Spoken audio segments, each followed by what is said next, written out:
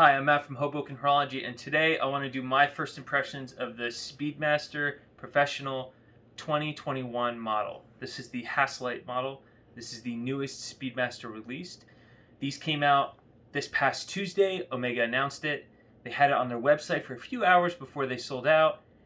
The boutiques got them, I think, on Wednesday or Thursday, and today's Friday. I am one of 4 people, I think, or 5 people to buy this watch at the boutique that I bought it at.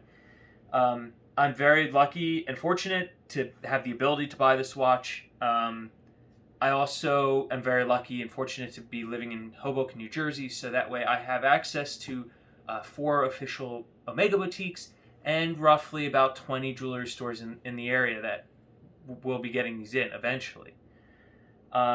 If you're watching this 6 months from now, these are probably everywhere and easy to find, but right now they're very, very difficult to come by. And actually, there's only one other YouTube video that I know of that I saw doing research, and it's the Sapphire model. So I'm hoping to give people the opportunity to see this model up close and personal on video.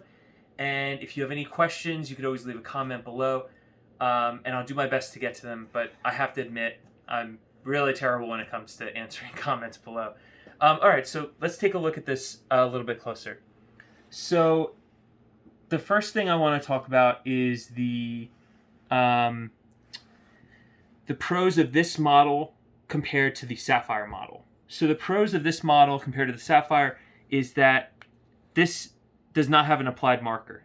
That could be seen as a negative thing, but it is closer to the original Speedmaster. This is a early 70s model. You can see that they both have the same type of printing on the dial. The dial itself is changed in multiple ways from the closer to the original. It's a step dial. The text is more aligned on the sides, and everything's a little bit more shrunken down. The bezel is kind of an homage to the older bezels. The crown's a bit larger. But I did want to mention something that was something I noticed right away with this watch. And that's that, oh, we're stuck. That's that this watch, it has these lugs here. I'm sorry, not lugs. It has these ends of the bracelet that allow it to kind of have this like square. It hangs so far down. So when I wear it on my wrist, it squares almost. The watch almost squares when it's on the wrist. So you can see it kind of has this like lifting squared effect because this bracelet hangs directly down. I have a very flat 7-inch wrist. A lot of watches aren't uncomfortable to me, but some can be very uncomfortable. So this one, it's just incredible. It wears and feels almost exactly like this vintage piece, which can be a good thing and a bad thing depending on what you're looking for. So I think I want to cover, comparing this to the vintage one. I think I've done a rough estimate, rough crude comparison. For this video, really, it's kind of more of a first impressions video. I really just wanted to get this thing on camera, get it on video, and just really have those shots for people to see it. I have a solid case back, but I'm not going to show you because I have a sticker on the back from the AD still that I haven't peeled off because I'm going to peel it and save it onto a piece of plastic.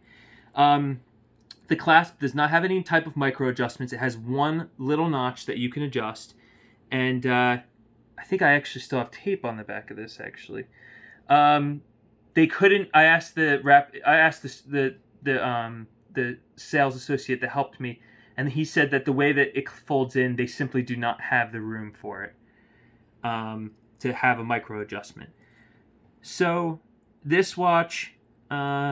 I think I went over some of the pros. Another pro is this bracelet. I understand I love polished links, and I love it on the Sapphire. It looks fantastic, but this fully brushed bracelet is just so nice. It is so incredibly nice. It looks so nice with the watch.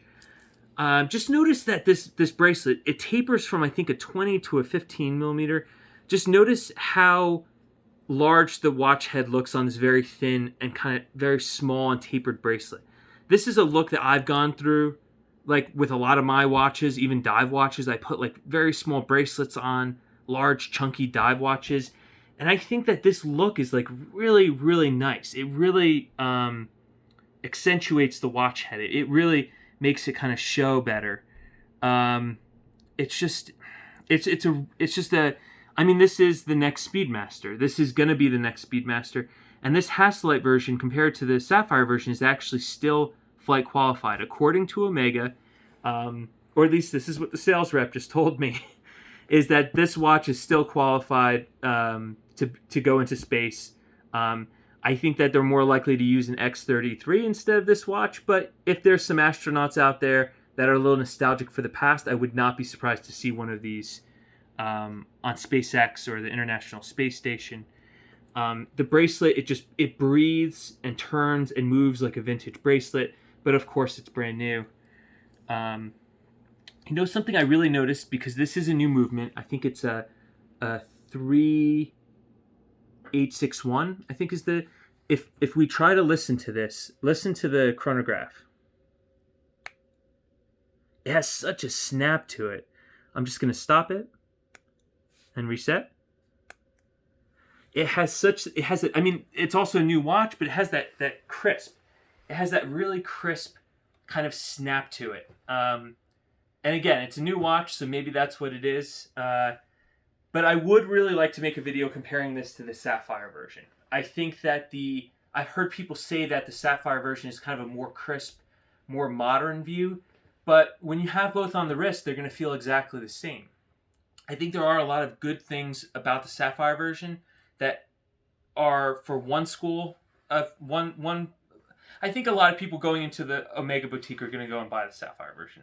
I think a lot of watch enthusiasts or people who are really fond of the NASA story, the space connection, they're going to buy the Hasselite version of this watch. For me, it was a lot about availability, actually. I had the Hasselite version available. Sapphire version was bought up. I wanted the Sapphire version, but I kind of was still on the fence. And I don't know. It's the best Speedmaster. Having this vintage one, the current one before 2021, there wasn't enough of a difference for me to want to pick up a modern Speedmaster unless it was a special edition Speedmaster. This coming out just now with the new movement, especially, I think the movement is a huge selling point for me. The hacking seconds, as any Speedmaster lover will tell you, having hacking seconds is like, when I pull the crown out, it doesn't even feel like a Speedmaster, because it's so nice to have that on such an old style watch that we've been waiting for this kind of update for so long. I really think Omega did a great job with this. I really love this bracelet. I didn't really like the modern Speedmaster bracelet. It's why I never owned one. I like the vintage. Speedmasters, which I think are still the way to go. I think that a lot of people should buy these up, because I think in 10 years or 20 years, I think these are actually going to be worth a lot more than people think they're going to be. But this is a great modern Speedy. Even with the Hasselite crystal, it should be tough and robust. Listen, if this crystal was good enough to go to the moon and it's come back and they've survived, then it's good enough for your daily life and your daily use. These astronauts did not take care of these watches. They really beat them and put them to their test. And that's what these watches are for. They're for using to the extent of your life, doing everything you would do, but now you have this companion with you. Thank you for watching. I'll try to make more content, especially about comparing this to the Sapphire, because I went through this kind of personal dilemma between the two, and I think there's a lot of discussion between the two, more so than there used to be on the other Speedmasters, because this is a completely different ball game with these two. Thank you for watching.